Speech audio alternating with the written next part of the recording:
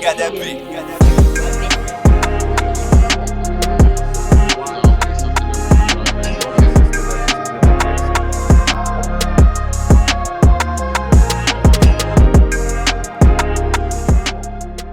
What's going on, family? It's your brother Lawrence here with another episode of Watch God Work. And today I have my sister, my Dallas, Texas sister, Miss Tiffany Hendra. What's going on, sis?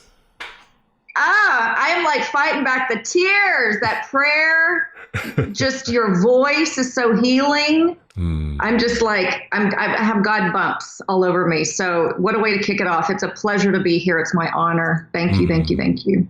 It is a pleasure, and it is certainly mutual. And healing is something that is an interesting to start here, because I would say that for many people, the great equalizer in life is the valley, right? Not everybody could relate to the heights, but everybody could relate to navigating life, number one. Number two, the unapologetic pursuit of dreams. Three, being able to see purpose in some of the pain. Four, taking what you've learned in life and giving, coaching, empowering. There are innumerable things that I could say about you. But I think that those verticals of things are something that are attuned to you. The Henry David Thoreau quote that drove you, the floor on which you had a conversation with God that changed everything. Yes. I think people heard the name, they understand different pieces of it. But I want you to start. Who is Miss Tiffany Hendra? Who am I? I am a woman on fire. This idea of getting lit back up. The more I work with women that have, they say they've lost themselves. I said, no, sister, you are right there. You've been there all along. You just need to connect to your higher power, to God. And so I'm a woman that is lit up, trying to light other women up. I am on a mission. I'm obsessed. I say at this point, I'm obsessed. I want women to end their own suffering. I've been there. I've done that. And I'm also, I'm an artist. I'm a creator. Our Heavenly Father is the most magnificent artist, and He has put within us all this capacity to create. And so going back being a little girl, I was that little girl that was creative. I wanted to be out in nature. I wanted to be barefoot, and I got an art scholarship to college. So legit, I was an artist. Exactly. I was about to run the receipts, but I let you say it. So okay, yes. I'm glad. So as we go on our hero's journey, the different titles that we can put on it. I want to help women really get back to that childlike little girl, all people, men and women, but I primarily work with women. And going back to that childlike wonder, getting lit back up. So right now, I would say I'm an igniter.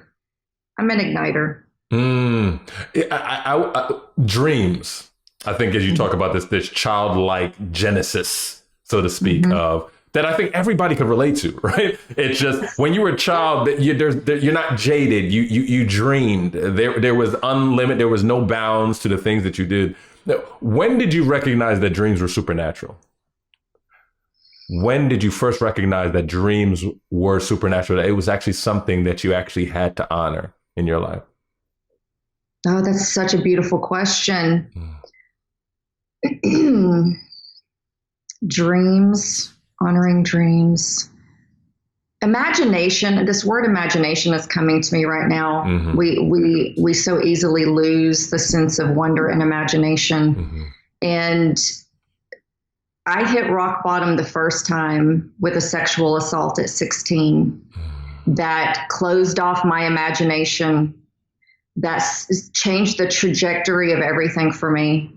So a span of time until I started to heal, that bathroom floor moment when I was reborn, God met me on that bathroom floor. So it was that rebirth. I'm sure that I knew how special it was when I was a little girl, but until I was reborn on that bathroom floor, did I realize the magnitude of Psalm 37:4, delight yourself in the Lord and he will give you the desires of your heart. To me, that is where dreams come alive, when I truly sit with that every single day, and I sit with God every single day, and I get just immersed in his creative power. That is where that idea of it becomes supernatural. So the more and more I began to practice that, and it became my jam. I mean, I cannot go without that. Dreams started to come alive.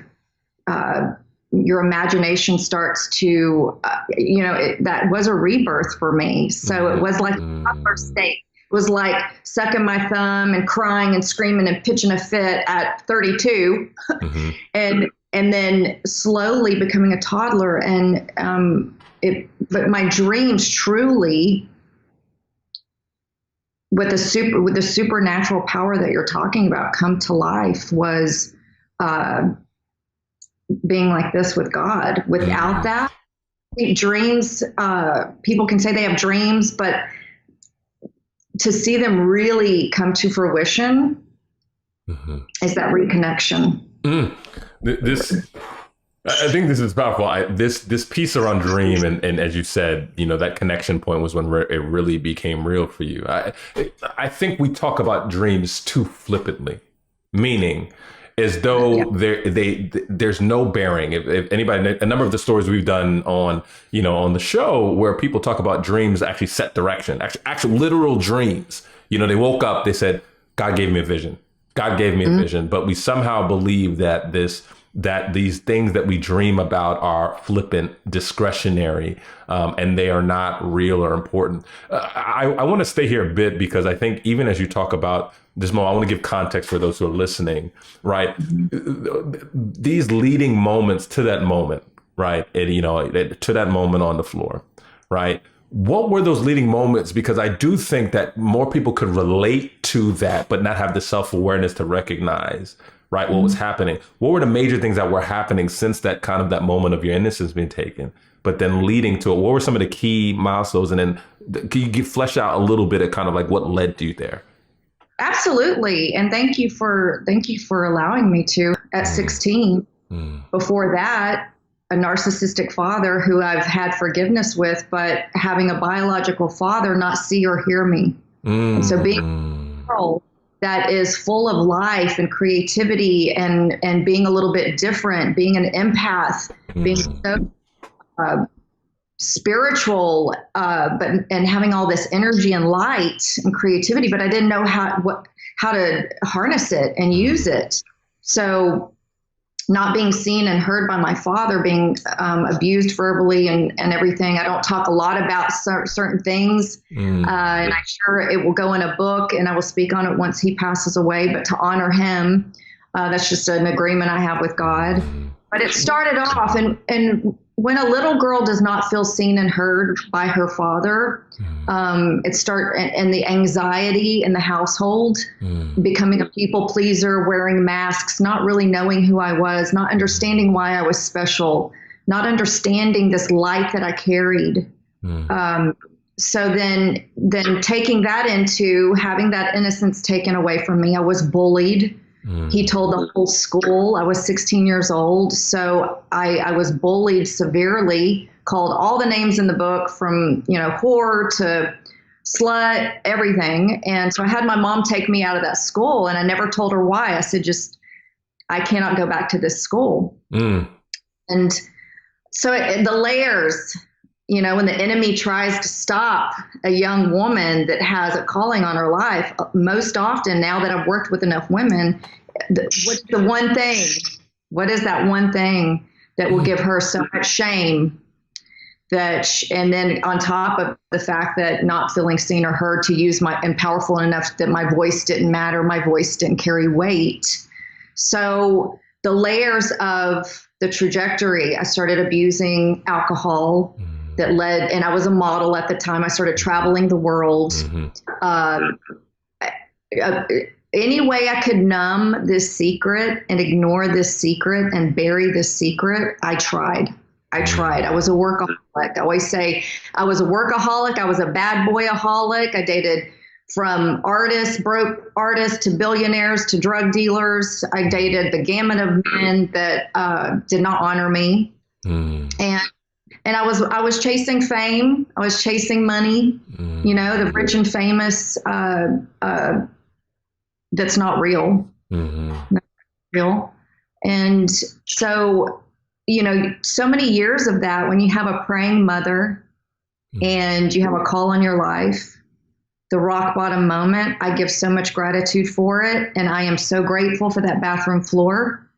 Woo, am I grateful for that bathroom floor. But the self-doubt, not knowing, know thyself. That's one of the first things that I challenge women is you want to rock out the camera, get on camera and be a host or start a YouTube channel and do these things that they see I'm doing and use their voice, but they don't know who they are yet. They're chasing either the Insta fame or being an influencer or making 10K in 30 days in this coaching rhetoric that we're hearing. And I'm like, sister, you don't know. You got to come home to yourself.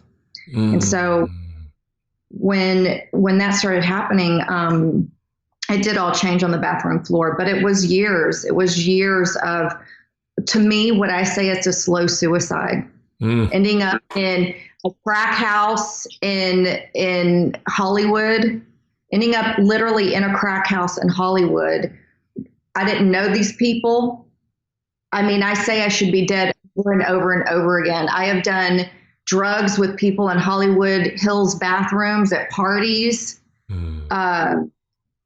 all the things. And God protected me. God protected me because I should have lost all the things should have happened. Lord of God. Lord of God. This is for thank you. That is an offering, I think, for people to take in your story and this. But there's so much in this piece. I think, one, you rooting the anchor around just not being seen and heard. And then essentially you kind of were on an unconscious journey to be seen and heard by the world, where it all started, leading all the way out of there. Two, a common coping mechanism that people who are not sure of who they are and or are trying to bury uncomfortable truth is the overwork. And especially given just the conversation that we have is about work, career, how God's been at work. A lot of time is this hustle, grind culture, get to it. But to your point, the base of who and how you could actually be and serve in the world is rooted in identity. So whether or not this is this is powerful because I think it's not so much that, from a professional development standpoint, like you didn't get that contract, the enemy did this. It was like, no, at my core, I was challenged. At my core, my reality was distorted and it threw off everything else. I just want people to hear that. That's keen because I do think even for people who feel like, I've not suffered in that way, they are suffering in the way of, I still don't know who I am. And so how do you figure out who you are? There is here's who I am, my identity as a child of God. But then there are people who kind of wrestle with the idea of like, I don't want to root myself in my struggle. Who am I? So like, what lens came on around who you are? Like, how did you figure that out? What was some of the thinking around what that is? I love this piece of what I do with women now because I became my first coach and I had to coach myself. And I have a photo with myself with Tony Robbins right here because when I hit rock bottom, I actually came to Dallas and stayed for 6 months and put myself through what I call a self-imposed rehab. I stopped drinking. I was celibate. I actually allowed the words to come out of my mouth to a close confidant, a girlfriend that had been sexually assaulted. And she was a little older. She was a good mentor. And I sat with myself. So for so long, when you keep yourself busy, and the busyness of life. It's also a trauma coping mechanism. And I see it. Let's talk these past 18 months. Some people had to be sit down. Some people had to be sit down. It's a huge blessing. So when I got to Dallas, and my husband and I moved here so quickly, God led us. We restarted our life, not knowing, like Sarah and Abraham, we're like packing up, not knowing where we're going. And in our early 40s, restarting life. And I quickly realized this was this mission field that I had, and these affluent women that were truly suffering, didn't know themselves, and keeping themselves so busy, glorifying and one-upping each other on how busy they are and exhausting themselves in this validation of exhaustion. That is not queenly. I'm like, God did not create us to when you say hustle, I've in this last 2 years or so, I'm like, are you in hustle or are you seeking higher power? Oh, it's higher power over hustle, this glorification of the hustle and being exhausted and burning a candle and all of those things. So dating, traveling, working, being on sets. In fact, when I got married, that was also, it was a beautiful thing, but it was also a mini rock bottom moment, because God immediately took my career away and was like, you are not going to be on set for 16 hours a day. I have given you your king. You have got to learn the Proverbs 31, woman. And so you can't be on set for 12 to 16 hours a day. So I had to sit with myself. Most people don't want to do that. And that is the first step, is getting quiet. And what I call it is marinating in your stuff. You got to marinate and sit in it. And it might be a stinky, piley, dirty place, the cocoon. But until you do that and get real with yourself and take a look, nothing will change. Acknowledgement, sitting in it, sitting with yourself, coaching myself. And again, going back to Tony Robbins, my girlfriend, when I came to Dallas, she said, you need these. Back then it was a Sony Walkman with the seat. Y'all, she said it. I didn't say that. I still respect Sony Walkman. But it was his Unleash the Power Within CDs. And I would walk and walk. I still walk. I love prayer walks. I love moving meditations. I'm in the trees. I talk to God.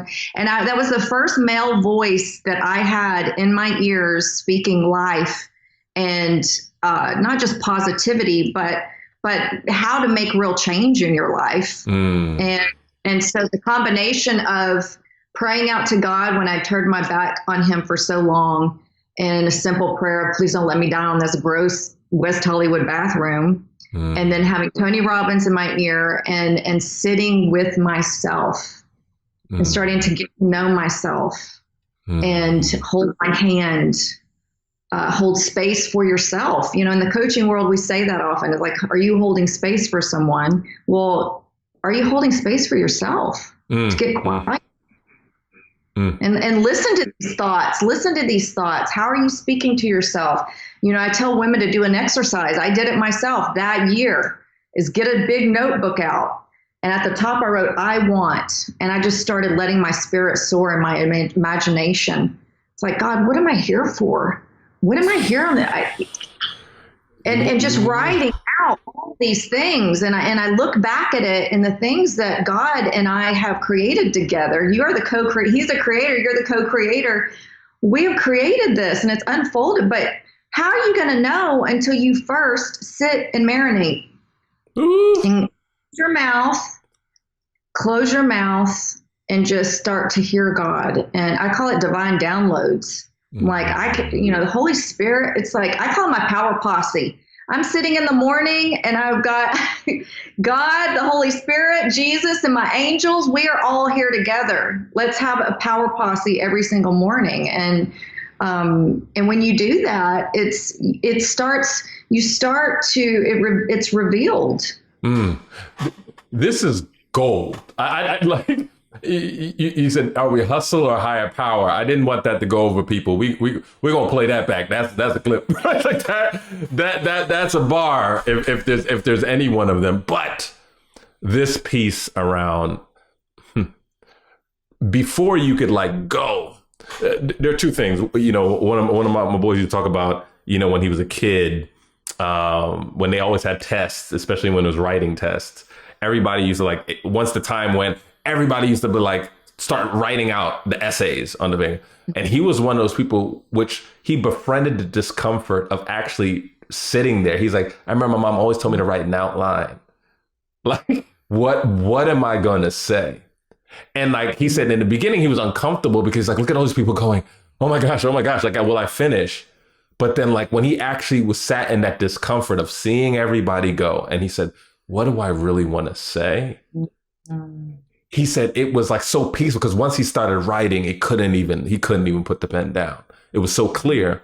I think it's a similar analog. It's an analogy of this piece, of this discomfort, even the befriending silence you hear in communication, right? Which is befriend silence. Let it sit almost uncomfortably, then move, right? I think with our lives, we're not friends with silence at all. And so to your point, you have people moving, but the question that you're getting at, that's why I say this is gold, because this key question. This is the key question of like, who am I? Why am I here?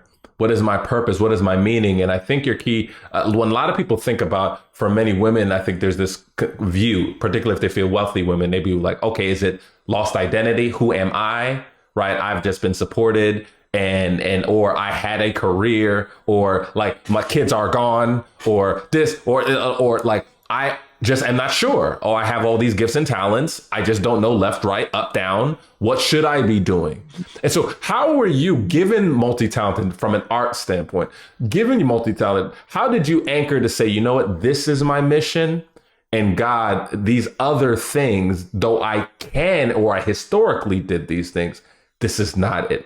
This is not it. Like, how were you able to narrow it? Was it just a discernment thing, or did you? People got to book you for coaching sessions. You don't got to give away the sauce, but just how were you able to just get clear to say, this is who I am, and yes, I can do these things, but this is what I need to do. Mm-hmm. I love that you asked this. I was just speaking to a client yesterday about this, and you have to allow yourself a chance to explore. Once you marinate a little bit, you got to get up. We can't stay in the meditation chair and just, yeah. A monk and at the top of a Tibetan hill and just waiting for God, to show us the burning bush, whatever the analogy is. But you have to get up. You have to take action. You have to implement some of these things. And I remember that time I got up. And I was nervous because I had been wrapped up in this identity of being this international model. I was a TV host with the best agents in LA, and then being stripped back to who is Tiffany without all those labels and validation. Woo! Who is Tiffany? I mean, it was talk about uncomfortable. Chicago without the coat. I literally felt like, yeah. Well, I tell women now, I said, if you feel raw and you get out back in the world and you feel like you don't have skin on, first of all, I get it. And it's awesome because you are literally allowing God to clothe you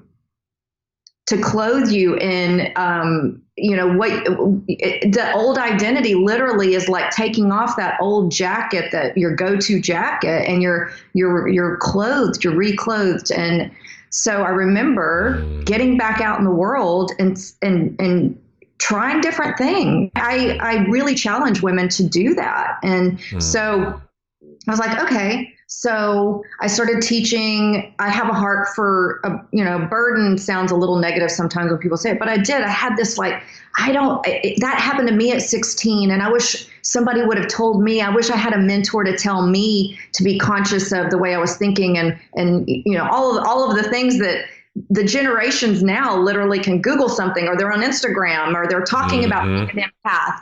It's like you can get on the scroll and there's plenty of conversations about what it is to be an empath. All these things that I didn't know about myself. So I remember thinking, okay, the first thing is, how can I start helping? And Joyce Meyer says, you're hurt, you're healed, you're ready to help.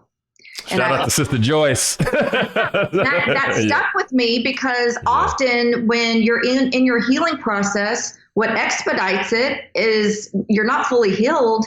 but you are at a point where you can get out and start helping others, even in the midst of, still feeling broken and lost. And so that's what I did. I said, I've got to find teenage girls. So Burbank, California, there was an acting school. It was in Craigslist. They needed from 13 to 17-year-old girls. Their acting class needed model refinement. They needed to, even though they were acting, they needed to know how to wash their face. So I created a curriculum. Didn't know I was going to become a coach later on, but I thought I want to build confidence in these teenage girls at this age that is so important to have mentorship and all of that. So then I started working in a boutique on 3rd Street in the middle of West Hollywood on the weekends. I sold my vintage clothes. I loved vintage. Quickly learned, okay, I can't be in one spot for too long. At least you accept it. Accept it. Yes. So I tried different things. I worked for a women's homeless shelter in Venice, California, created a curriculum for them.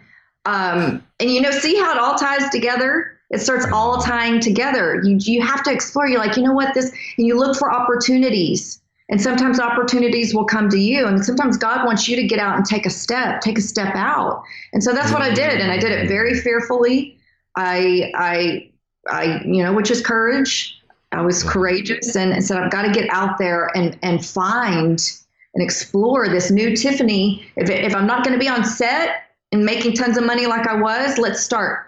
So I just started seeing what I liked and using these giftings. And I'm a natural teacher. And it goes back to asking yourself, what did you love doing when you were 7 or 8 years old? Well, my cousins probably were like, oh, I made all my girl cousins play school. And I was a teacher when we would be at grandma's and I would make them worksheets. And, I loved it so much. I loved teaching. So at heart, a teacher. So you have to allow yourself and let ego edging God out. We all know that. Are you an ego or are you in God? Oh, love. Are you an ego or love? So the ego Tiff, that's still that side that felt raw of, no, I'm a TV host. I have a big agent that's supposed to get me a big deal on the next TV show. That was no longer my identity. It's an aspect of who I am. I'm always going to work in front of the camera. But that is no longer how I validated myself. So this new Tiffany with this raw skin, with this eagerness to serve, and how was I going to do that? I had to start somewhere. You have to start somewhere. You have to take the first step. Tiffany, we talk about this album. We're going to do an album or something because the lines that you are communicating, you're stepping on toes. Number one, I'm going to take this here, but I think there's this overall framework that is so priceless. Go back to the things that you loved to do when you were a child. Mm-hmm. It is the most unadulterated form of self.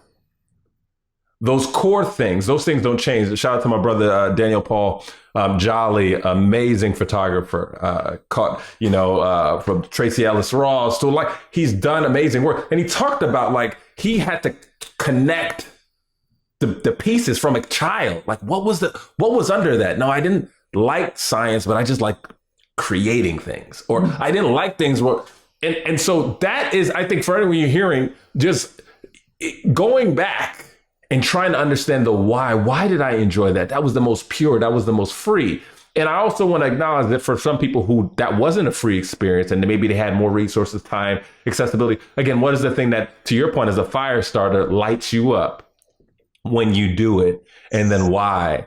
That's one piece. The second, is the stepping on toes is starting where you are, right? And say what, either this is an opportunity coming, this is a burden that I have, or let me just use this gift, but somewhere, somehow God is going to meet me in what I'm doing. And so for the type A, y'all know the type A, or even not type A, because even there's closet type, but for these people who are kind of on it, the view is I need to sit here. And I need to wait until it comes down. I'm telling on myself.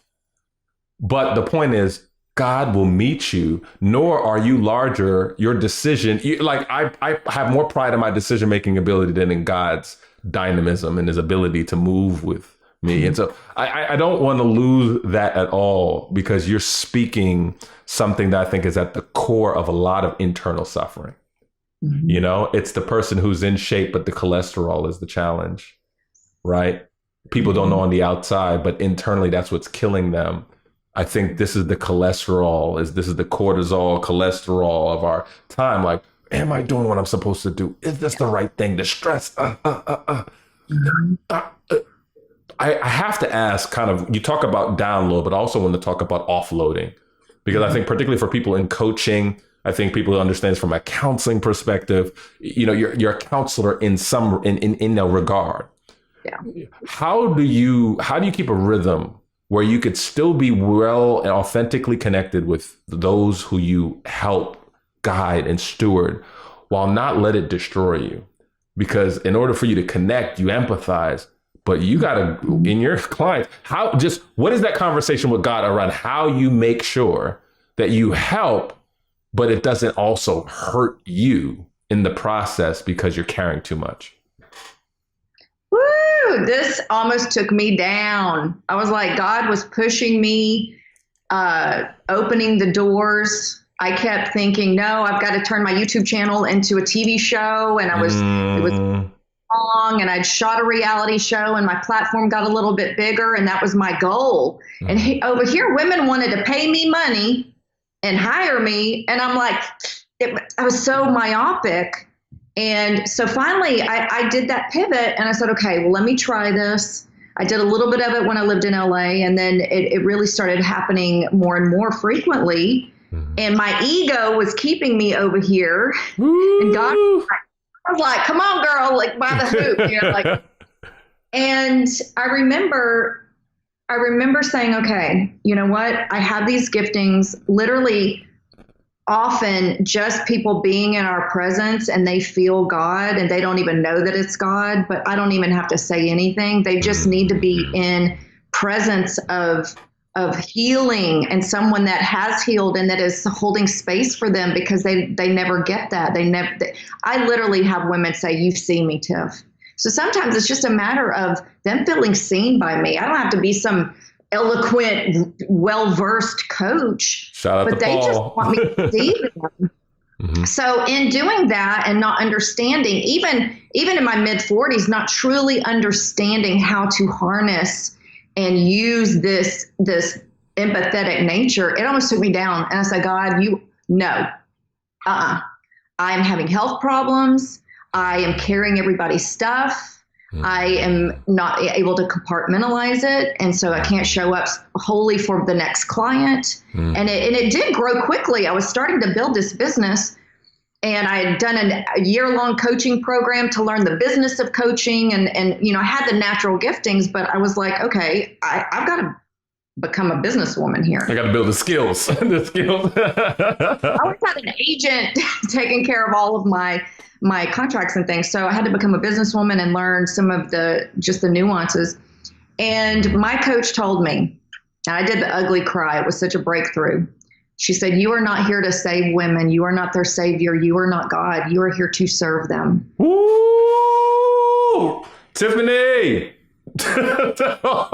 Oh, this is a message for the mothers. This is a message for the sisters. This is a message for the super people. This is a message. Shout it from the mountaintops. Yes. Woo. I mean, I have chills right now. I'm like, I will never forget that day. I remember having to do the coaching call from my car, from my phone, because I had typed, and I remember doing the ugly cry in my car. And that was such freedom, because going back to childhood and being the fixer in the house, the dancing monkey that tried to make everybody happy and walking on eggshells, and carrying, you know, and my codependency, you know, you think you have gotten things under control and healed, and then you're triggered. And I'm like, I thought I worked on that. I thought, you know, my codependency triggers almost took me down. And then that freedom in knowing that I am here to serve them changed everything for me. It really did change everything. And And it wasn't that I was consciously trying to be God or anything like that. But yeah, you try to do too much of your client's work or hold it for them. It's not going to work. It's not going to work. So I can now go from serving different clients. I know my parameters now. I know my sweet spot during the day. I can't coach every single day of the week. I have to have margin for my creative endeavors, for interviews, for other ways that I serve. So limiting the days that I coach and doing it in a sweet spot. And then I'm able to show up as my greatest self for my clients. And that's what they deserve. So it's been a journey for sure. I heard something that it was said that, you know, I never want it more than they do. I never want to be in a position where I want it more for them than they do. Yes. I've heard that too. And it's so true. That is, you know, I think with the proliferation, I want to talk a little bit about digital as we're kind of rounding the corner here. You know, we are living in a time where the opportunity for ego to conquer, be the oil and the engine of drive for so many talented children of God who are, you know, called to serve as you are. You know, it's just a different animal now, where that ability to build platform, to be seen, to be affirmed, that you get it in real time, the dopamine hits immediately, right? Yeah.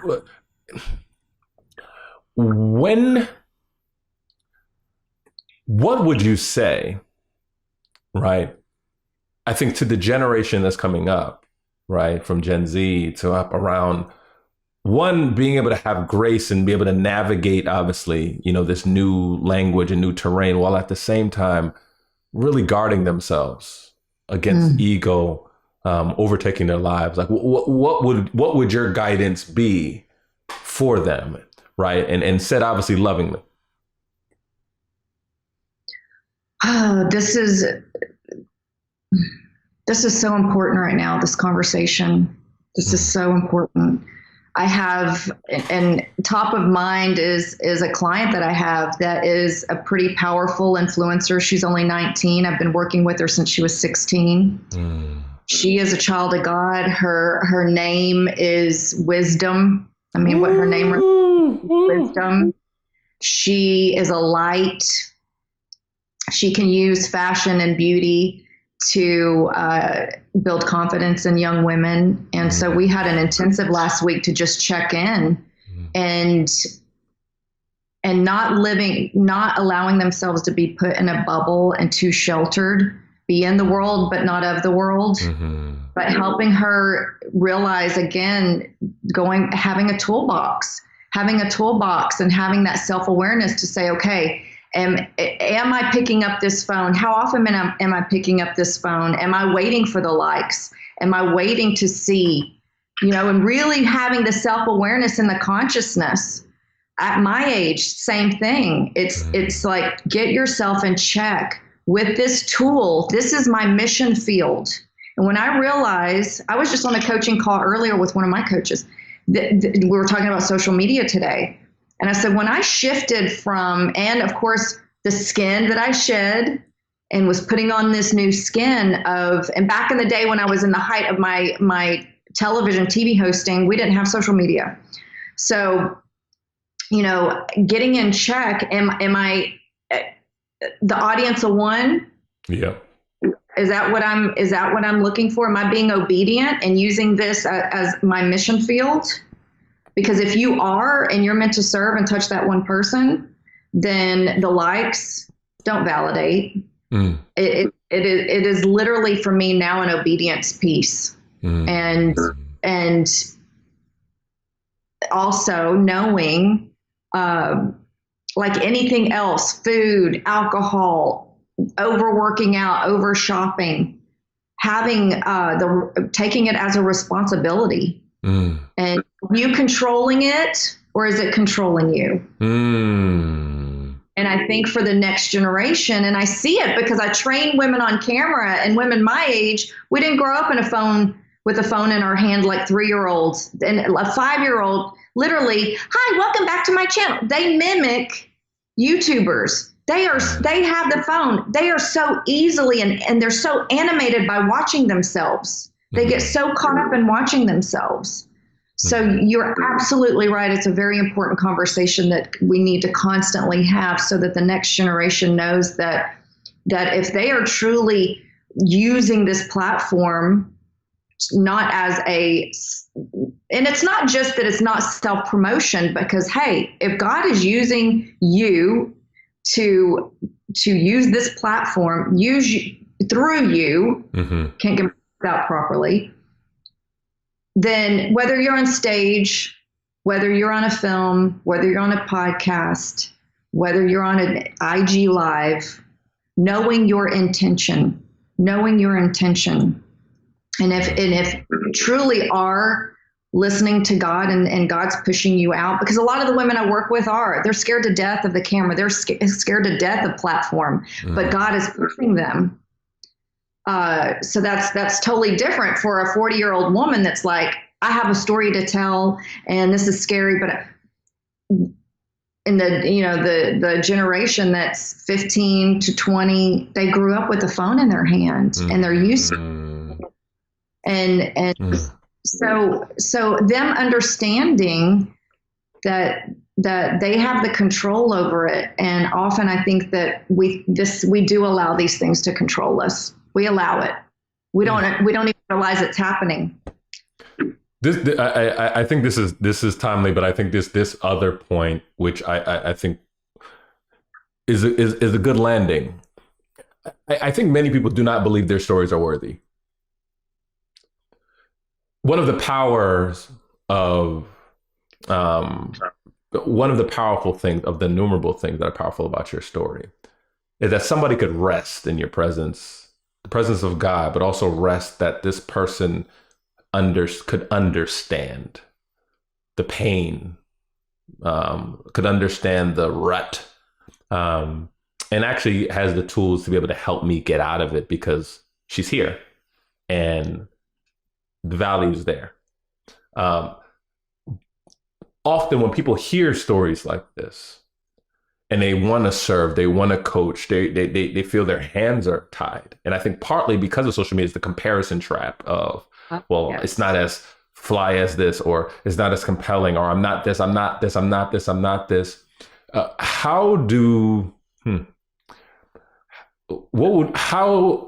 what point did you really just become clear in a moment, whether it was a moment or something, where you get clear to say, this is enough. What I'm doing is enough. I'm not doing enough. I'm not saying that the best years are behind me. I'm saying that I and what I'm doing is enough. I have maximized my service in this season. When did you get to that place? Are you still getting to that place? How would you help people on the journey to get to that place? That's so good. That is so good. I think I'm just getting started, first of all. Hey, I feel like I'm just getting started. And first of all, I want to touch on that comparison piece, because I was working with a beautiful, powerful empire. I call it Fempire. She's building a Fempire. That is a word. This is a word.